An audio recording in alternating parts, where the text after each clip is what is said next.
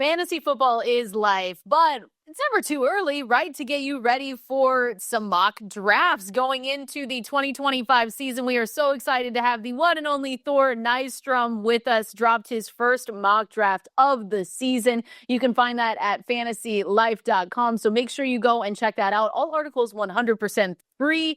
Thor, how you doing today? How's it going? I'm doing great, Kendall. Thanks for having me. Oh my God, of course, anytime. So let's go through it here because you've got some pretty good things going on in this mock draft. I think I'm going to keep it chalky, and then we'll get into the weeds here. But I did want to just talk about, the first quarterback that you have going off the board is Sanders, their quarterback from Colorado. We've seen him posting on social media about the Las Vegas Raiders. He's in town, all this stuff, whatever it is. But that's kind of where you have Las Vegas at number one, and them taking a quarterback in Sanders at that spot. Yeah, that's right. First of all, I think Shadeur Sanders is the best quarterback in this incoming class, so I think this makes sense. But then, like you mentioned, it seems like the Sanders family is trying to funnel Shadeur and potentially Shiloh as well to Las Vegas. At a recent event that Deion Sanders and Antonio Pierce were both at, and they both had the microphones on. Deion Sanders jokingly, I'm using air quotes there, told Antonio Pierce that he needed to draft the Sanders boys. So, and then there's some smoke going around about Cam Ward and the Giants at 2, and could Shannon Dawson, the offensive coordinator from Miami, follow him and be the next offensive coordinator of the Giants as well. So I think it makes a lot of sense. So the Giants, you have them taking Cam Ward at 2. Is he the answer for them, and how much has his stock improved compared to last year? Yeah, I think he would be the answer for him. And the answer to the second question is precipitously. If he had entered the draft last year, Cam Ward would have been 4th, 5th, 6th round pick, somewhere in that region. But this year, your ADOT goes up by a couple yards. Your yards per attempt goes up by a couple yards. Your big time throw rate spikes. And then while you do that, you cut the turnover worthy play rate. So the sort of disparate skills that we had seen from Cam Ward in the past and the flashes, they all sort of coalesce this year. And what that leaves you with is, it's a top 5 overall prospect in the NFL draft.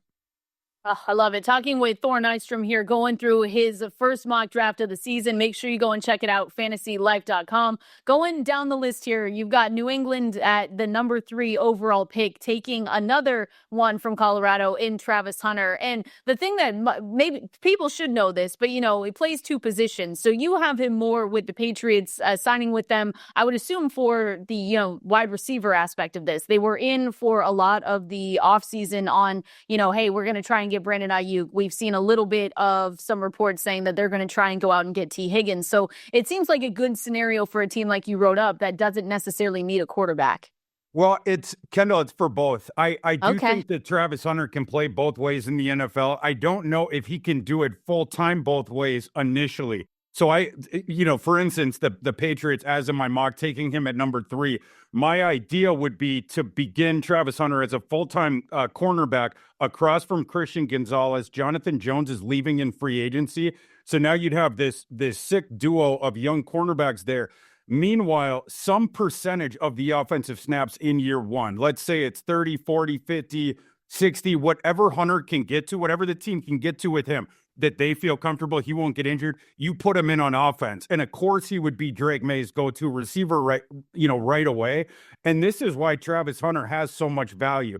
He, I think of him as the Shohei Ohtani of football. He not only gives you a cornerback 1, he gives you a wide receiver 1 option, for as many snaps as he can play on offense. That's how I expect his usage to be. And this, of course, would be a perfect case scenario for the Patriots. Awesome. Some people might be surprised to see you have Cleveland at 8 taking Jalen Milroe, quarterback from Alabama. Why do you think this could possibly happen? You have the thing with the Deshaun Watson contract, which is still 2 more years at these ridiculous salary cap numbers, both of them guaranteed, right? That was the whole thing. Watson got the first fully guaranteed contract in NFL history. Because of that, you can't get rid of him for 2 years. So you think about it from the perspective of the Browns' decision makers. Over those 2 years, do you want to allocate even a bigger percentage of your salary cap space to signing a veteran quarterback? Be it Sam Darnold, be it whoever, and the rest of the roster is going to wither at that point. Or you could do it this way, where you shoot the moon on a boomer bust type quarterback like Jalen Milroe. You give him 2 years, and if he succeeds, you have begun a turbocharge, digging yourself out of the hole from that doomed Deshaun Watson trade. And if he busts, what have you really lost anyway? Cleveland is not going to be contending over the next 2 years because of what the Deshaun Watson contract has done to their salary cap. So for me, what do you have to lose by shooting for the stars here? You get a potential solution. If it doesn't work, 2 years from now, Cleveland, you're picking another quarterback. I love whenever you start a sentence with "hear me out." I knew that was going to be good, and then you had him going there, so I was like, okay, I like that one a lot. Again, talking with Thor Nystrom here. I'm surprised Adam hasn't brought up Dallas, because I was figuring he'd be like, oh my gosh, Dallas doing something right with potentially taking, you have him at 12, taking Ashton Genty, the running back from Boise State. I mean, we've actually talked about him a little bit in some of our interviews here, Thor, but he's so good. I mean, could Dallas really pull this off? Hopefully. Yeah, there's people out there that are like, last year Dallas put nothing into the running back position. So even though it's obvious and everyone is making this selection, Dallas, Genty to Dallas, they're not going to do it because they didn't devote anything into running back last year. I guess my counter argument would be, for instance, take a look at Atlanta the year before when they forced Arthur Smith to start Desmond Mitter at quarterback. They were going to go through with that and try to get along cheaper at that position. And it worked out so poorly that then the next offseason, Atlanta gave an enormous chunk of their salary cap space to Kirk Cousins and used the number 8 overall pick on Michael Penix. I don't think that organizational decisions from the past are always instructive, apples to what they'll do in the future. Sometimes you get a wild course correction. Dallas, after not having the running back room this year, analogous to some of the other contenders in the NFL, they absolutely could turn around this year and take a singular running back talent. Ashton Genty is a prodigy of a running back prospect. I think he is a better prospect than Bijan Robinson. Will he go as high as Bijan Robinson? That's more circumstantial with the teams on the clock. Terry Fontenot likes to take players at non-premium positions in the top 10. That led to Bijan. But certainly anywhere from the 7th pick or so down, Ashton Genty is on the clock to be selected. Wow. If he lands in that spot, where do you think, how high would he go in fantasy drafts next year? Real high. I would assume in the top 5. There's nothing that Ashton Genty cannot do. This year, they changed his usage a little bit. They had a new head coach, Spencer Danielson, took over there, changed his usage a bit where they funneled it all into carries and running the ball. And they took a bit away from his receiving, but that shouldn't fool people out there when they just look at his receiving stats this year that he can't catch. The year before, he got some of those carries were taken away and they were given to him in the passing game. Genty is a tremendous receiver. So, and he can pass block a little bit too. I mean, he's not the best in the world at it, but if it's me, I'm sending Genty out on a route if he's out on the field anyway on a pass rep. So, yeah, tremendous contact balance. You don't really see contact balance like that guy has.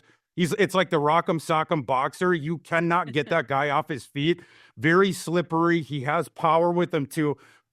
Prodigious broken tackle numbers this year in the FBS, and that goes back a couple years. He has been tremendous since he stepped foot on campus 2 years ago and is a clear round 1 talent. And yeah, right away for Dallas, he would be a star.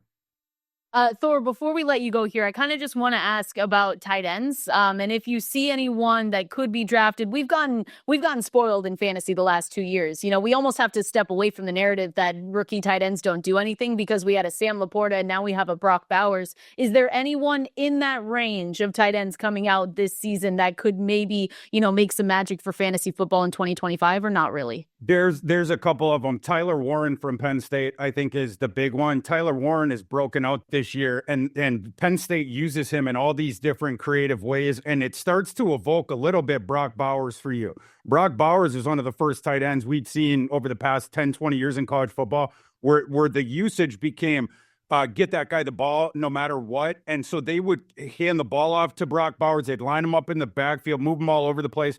We've seen that stuff this year with Tyler Warren. They are using him in the running game. They are using him generously on trick plays. One of the funnest plays this season, Penn State had this wonky formation. Tyler Warren lined up as the center, and everyone else on the line was to his right. And he checked in as an eligible receiver, snapped the ball in shotgun, and then ran deep. And Drew Allar hit him in the end zone for a touchdown. But Tyler Warren is the do-everything guy. I have him going to Indianapolis in my mock draft at 14. I think he would be a tremendous help for Anthony Richardson as you keep trying to develop Richardson. And then the other one, Colson Loveland from Michigan, I had him going 22 to Denver. He would also potentially be in play to go to the Chargers, would be a great fit, reuniting with Jim Harbaugh. I had Jim Harbaugh reuniting with one of his other old favorite players in Kenneth Grant, the defensive tackle from Michigan. But Colson Loveland, he might not be quite as well-rounded as Warren, and he might not have all that sort of special utility on the running and some of these different things. But Loveland is an extremely skilled receiver. He doesn't drop the ball. He runs great routes. He wasn't really allowed to show everything that he has in his game this year because Michigan went from having an awesome quarterback in J.J. McCarthy to no quarterbacks, which is one of the reasons that they paid $15 million for Bryce Underwood, the number one high school recruit, coming out at the quarterback position to play there. But Colson Loveland, tremendous prospect nonetheless.